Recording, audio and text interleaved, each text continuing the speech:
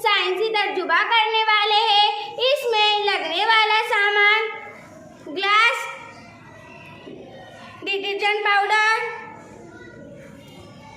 हल्दी पाउडर और पानी।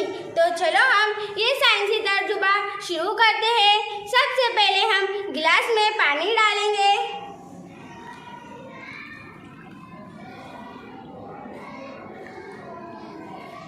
अब हम इसके अंदर 1 चम्मच हल्दी डालेंगे। अब हम इसे अच्छी तरह हिलाएंगे।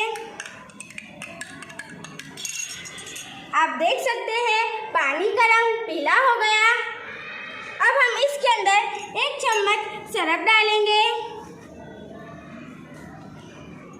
अब हम इसे भी हिलाएंगे।